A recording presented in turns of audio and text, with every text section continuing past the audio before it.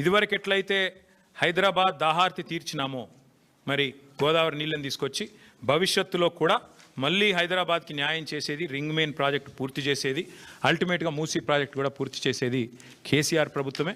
కానీ ఈరోజు జరుగుతున్న దోపిడీ విషయంలో, ఈరోజు జరుగుతున్న ఈ క్రిమినల్ కుంభకోణం విషయంలో రాష్ట్ర ప్రజలు కూడా ఆలోచించాలి. కాళేశ్వరాన్ని బద్నాం చేయాలి, అంచనాలు పెంచాలి, బ్లాక్ లిస్ట్ చేయాల్సిన ఏజెన్సీకి కాంట్రాక్ట్లు అప్పచెప్పాలి. ఎవరి కోసం ఇదంతా? రాష్ట్ర ప్రజలు కూడా ఆలోచించాలని చెప్పి కోరుతూ, తప్పకుండా అవసరమైతే మా పార్టీ తరఫున న్యాయ పోరాటానికి కూడా వెనుకాడం. ఎందుకంటే మా తెలంగాణ భవన్ ఇదివరకే జనతా గ్యారేజ్గా మారిపోయింది.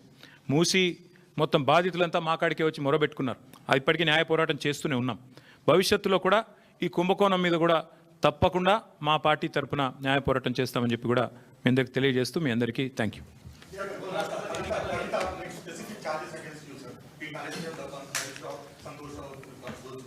See Rahul, I'll tell you one thing. Whatever had to be discussed has been discussed in the party. Action has been taken. Once action has been taken, there is nothing further that I can add or comment. Because whatever had to be discussed internally on party forums, we have done that. And we have acted. And therefore, after the action has been taken, there is nothing further for me to comment or elaborate on. Thank you.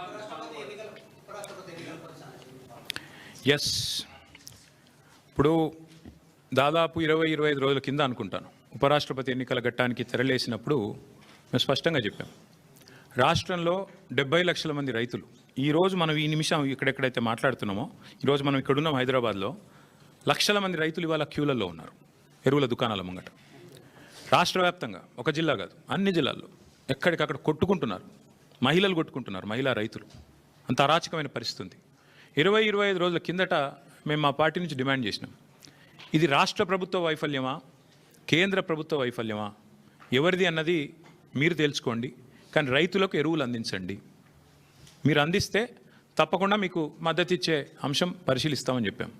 We have nothing against the 2 candidates. ఇద్దరు మంచోళ్ళే కావచ్చు, justice Reddy and CP Radhakrishnan ఇద్దరు కూడా మంచోళ్ళే కావచ్చు, మేము కాదంటలేదు.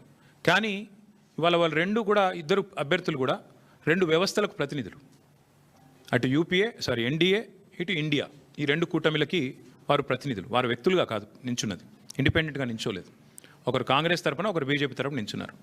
ఇటు కాంగ్రెస్, అటు BJP ఇద్దరూ కూడా ఈ రాష్ట్ర రైతులను వేధిస్తున్నారు, సతాయిస్తున్నారు, చావగొడుతున్నారు. వాళ్ళు ముష్టి యుద్ధాలకు తిరిగే ఒక అరాచక పరిస్థితి తెచ్చిపెట్టినారు. 20-25 రోజుల కింద మేము హెచ్చరించినా, అప్రమత్తం చేసినా ఇంతవరకు కేంద్ర ప్రభుత్వం స్పందించలేదు, రాష్ట్ర ప్రభుత్వం స్పందించలేదు. అందుకే 70 లక్షల మంది తెలంగాణ రైతన్నల తరపున మేము నిర్ణయం తీసుకున్నాం. నిజానికి నోటా ఉంటే ఎన్నికలు బహిష్కరించడం మంచిది కాదు, ప్రజాస్వామ్య ప్రక్రియలో పాల్గొనాలి. నోటా అనే బటన్ ఉంటే అందులో నోటా కొత్తటోళ్ళం, కానీ నోటా లేదు. అటో ఇటో ఏదో రెండిట్లో ఏదో ఒకటి చేయాల్సిన పరిస్థితి ఉంది. అందుకే ఈ ఎన్నికలు మేము we're abstaining, we're not going to participate as a party. నిన్నగాక మొన్న 2 రోజుల కిందట మా రాజ్యసభ ఫ్లోర్ లీడర్ సురేష్ రెడ్డి గారిని, అదేవిధంగా అందుబాటులో ఉన్న రాజ్యసభ సభ్యుల్ని పెద్దలు కేసీఆర్ గారు లంచ్కి పిలిచారు. మీటింగ్ కూడా అయింది, చర్చ కూడా జరిగింది ఏం చేద్దామని. చర్చించిన తర్వాతనే, అందుబాటులో ఉన్న ముఖ్యులతో కూడా చర్చించిన తర్వాతనే నిర్ణయం తీసుకున్నారు. ఈ ఎలక్షన్లో మేము ఎవరికి కూడా సబార్డినేట్ కాదు, ఎన్డీఏ సబార్డినేట్ కాదు, మేము ఇండియా సబార్డినేట్ కాదు, మేము తెలంగాణ ప్రజలకు సబార్డినేట్ అంతే. కాబట్టి తెలంగాణ ప్రజల పక్షాన వారి బాధను వ్యక్తం చేయడానికి ఇది ఒక వేదికగా వాడుకుంటున్నాం. తెలంగాణ రైతుల పక్షాన ఈ ఎన్నికల్లో మేము పాల్గొనబోట్లేదు. We are going to abstain.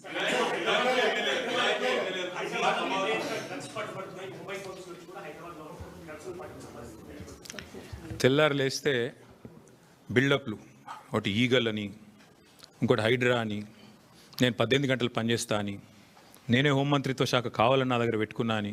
కానీ చేసే పని ఏంది?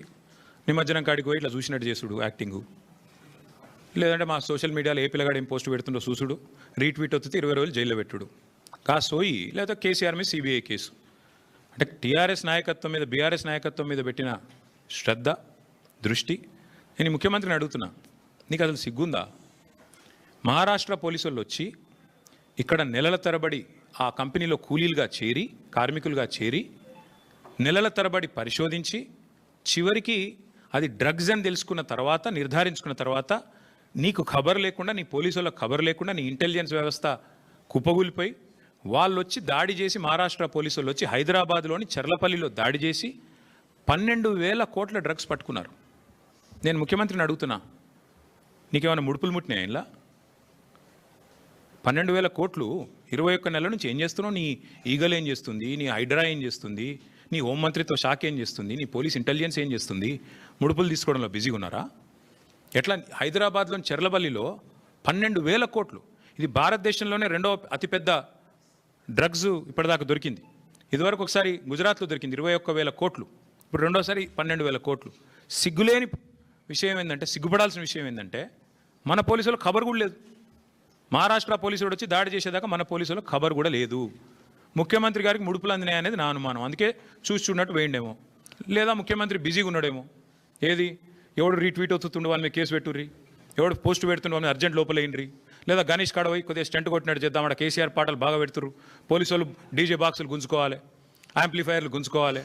గదే పని ఏమన్నది ఇవాళ పోలీసులకు రాష్ట్రంలో పని. పాపం పోలీసుల బండ్లలో డీజిల్ దిక్కులేదు. మేము మమ్మల్ని అరెస్ట్ చేస్తుంటే హరీష్ రావు గారు అడిగినారు, ఏమైనా నీకు టీఏ వచ్చిందని అడిగారు. పాపం ఆయన నవ్వుతుండు పోలీసు ఆయన. డిఏ వచ్చినాదా, టీఏ వచ్చినాదా, మీ బండ్లలో డీజిల్ అని వస్తున్నాదా అంటే చెప్పలేకపోతున్నారు. పోలీసు వాళ్ళు నవ్వుతున్నారు. అట్లాంటి పరిస్థితి ఉన్నది వాళ్ళు. అందుకే ఈ రాష్ట్ర హోంమంత్రికే ముడుపులు అందినట్టుగా నాకైతే అనుమానం ఉంది.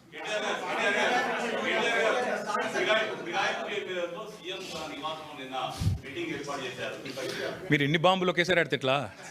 అయితే బ్రదర్ సింపుల్, ఇందులో ఏం చర్చ చేయాల్సిన అంశం కూడా ఏం లేదు. వాస్తవం ఏంటంటే already the PCC president has turned approver. PCC president తన నేర ఆరోపణను, అభియోగాన్ని ఒప్పుకున్నాడు ఆల్రెడీ బహిరంగంగా. ఓ టీవీ చర్చలో పీసీసీ ప్రెసిడెంట్ గారిని అడిగినారు, ఏమండి ఎమ్మెల్యేలు చేరినారు అంటే, అవును చేరినారు మా కాంగ్రెస్ పార్టీలో అని చెప్పిండు. ఇక నేరాంగీకారం జరిగిన తర్వాత విచారణ ఎందుకు? ఇంకా చేసేదేముంది?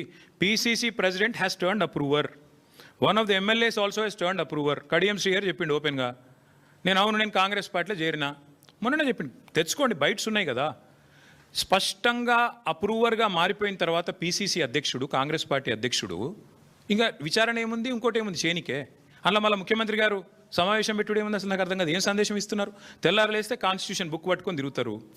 ఇక్కడ మీ పీసీసీ ప్రెసిడెంట్ అప్రూవర్ అయిపోయిండు, మీ ఫిరాయించిన ఎమ్మెల్యేలు అప్రూవర్లు అయిపోయినరు. కొత్తగా ఏముంది పరిశోధించి విచారించి సాధించేది? ఏం లేదు కదా.